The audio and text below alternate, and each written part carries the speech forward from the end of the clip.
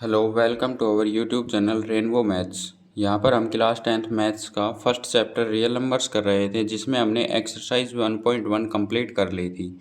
तो हम आज से एक्सरसाइज 1.2 शुरू करेंगे और आज की वीडियो में हम एक्सरसाइज 1.1 के लिए जो इंट्रो वीडियो है वो बनाएंगे, जिसमें हम ये समझाएंगे कि जो √2 √3 एक्सेट्रा जितने भी नंबर होते हैं उनको इरेशनल प्रूव करना होता है। इस एक्सरसाइज में हमसे ये पूछा जाता है। तो आज हम एक क्वेश्चन के माध्यम से आपको इरेशनल प्रूव करना सिखाएंगे। फिर कल से हम एक्सरसाइज 1.2 के क्वेश्चंस शुरू करेंगे। तो चलिए शुरू करते हैं। एक क्वेश्चन के माध्यम से हम आपको समझाने की कोशिश करते हैं।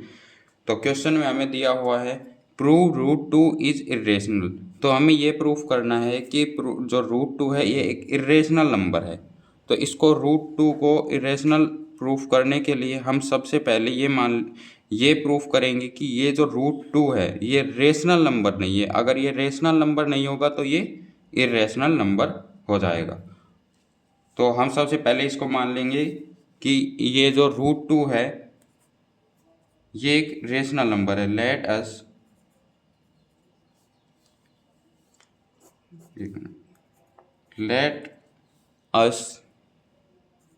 assume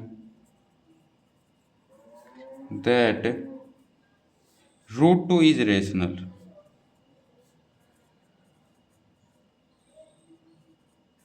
हम क्या मान लेंगे कि जो √2 हमें दिया हुआ है ये एक रेशनल नंबर है।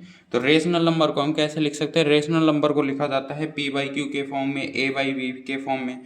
तो हम मान लेते हैं √2 इज इक्वल्स टू a/b, जहाँ पर a और b जो है वो को प्राइम नंबर है। a एंड b आर को प्राइम। तो आपको पता होगा कि को प्राइम नंबर क्या होते हैं। को प्राइम नंबर वे होते हैं जिनका एक के अलावा कोई और फैक्टर नहीं होता, केवल उनमें एक का ही भाग जाता है। तो हमने ये मान लिया कि √2 इज इक्वल्स टू a/b। तो अब हम इसको स्क्वायरिंग बोथ साइड करेंगे, दोनों साइड स्क्वायर करेंगे, squaring both side.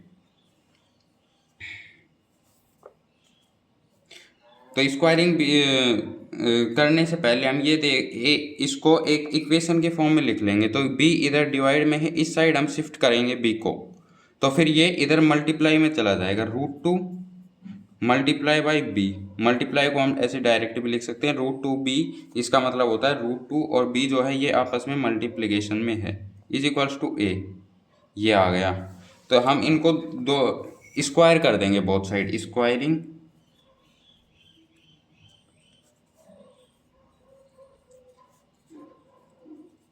Both side.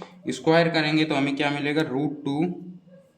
√2 b square is equals to a square. तो इससे हमें मिल गया √2 का स्क्वायर होगा तो ये 2 आ जाएगा, और b का square b square is equals to a square. तो हम इससे क्या कंक्लूजन निकाल सकते हैं? 2b square is equals to a square से हम कंक्लूजन निकाल सकते हैं a स्क्वायर जो है ये 2 इधर मल्टीप्लिकेशन में है, इस साइड आएगा तो a स्क्वायर के डिवाइड में हो जाएगा। तो इससे हम ये कंक्लूजन निकाल सकते हैं कि a स्क्वायर जो है ये 2 से डिविजिबल है। तो a square is divisible by 2। तो a स्क्वायर अगर 2 से डिविजिबल है तो a भी हमेशा 2 से डिविजिबल होगा। तो हम इससे कंक्लूजन क्या निकाल सकते हैं? a is divisible by 2। ये आ गया कंक्लूजन 1। तो अब हम ये इसको a जो है ये 2 से डिवाइड है, तो हम ये मान लेते हैं a is equals to 2c। इससे डिवाइड होगा क्योंकि c यहाँ पर एक इंटीजर है, c इज जहाँ पर c is an integer, c is an integer. a हमने मान लिया a is equals to 2c, जहाँ पर c एक इंटीजर नंबर है। तो हमारे पास ये जो ए की वैल्यू आई है, इसको हम जो ये कंक्लूजन 1 था इसके अंदर इसकी ए की वैल्यू को पुट करेंगे। तो put the value of A in conclusion 1। ए की वैल्यू को हम कंक्लूजन 1 में पुट करेंगे। तो ए की वैल्यू को कंक्लूजन 1 में पुट करने पर क्या हमें मिलेगा? कंक्लूजन 1 क्या था? 2b² is equals to a²। तो हम ए की वैल्यू को यहाँ पर पुट करेंगे कंक्लूजन 1 में। तो चलिए देखते हैं, 2b² is equals to a² है। a² की जगह हम a² लिखते हैं। ये है कंक्लूजन 1।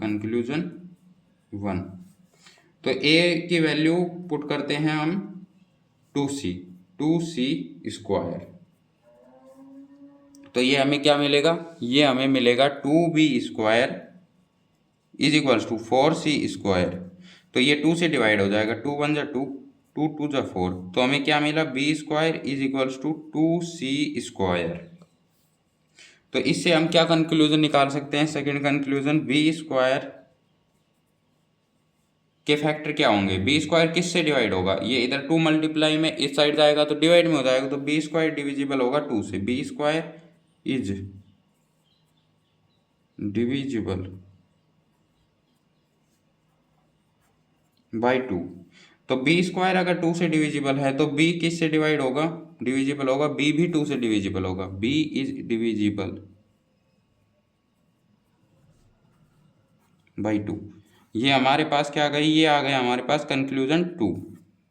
ये आ गया हमारे पास कंक्लूजन 2। तो इससे हमें ये क्या पता लग रहा है?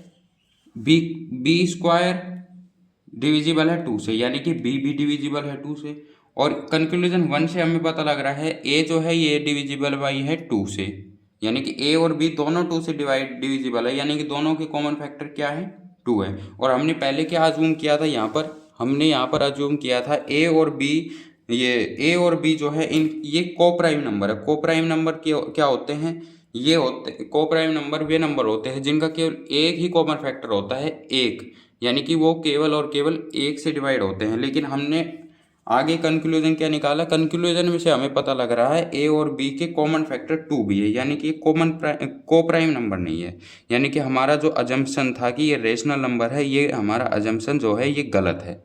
और अगर हमारा अजम्पशन गलत है यानी कि ये इर्रेशनल नंबर है, क्योंकि अगर रेशनल नंबर नहीं होगा तो कौन सा नंबर होगा? इर्रेशनल नंबर होगा। तो हम क्या लिखेंगे? a and b having common factor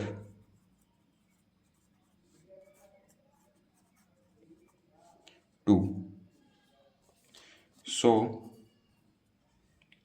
this contradiction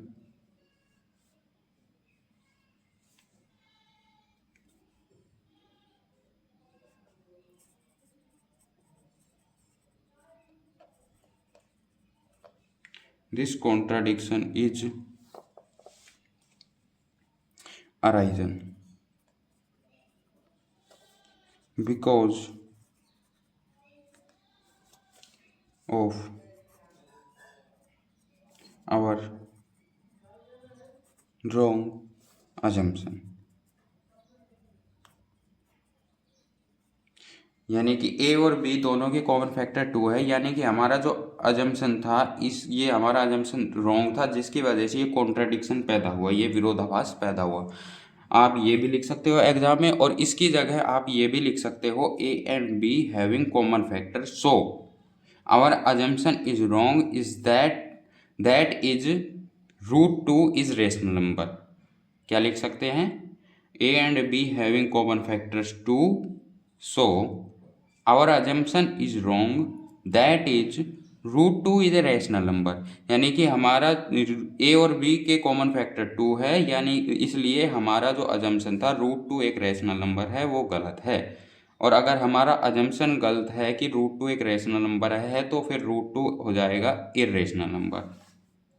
ठीक है, तो अब हम लास्ट में क्या लिख देंगे, इसलिए √2 इज इर्रेशनल।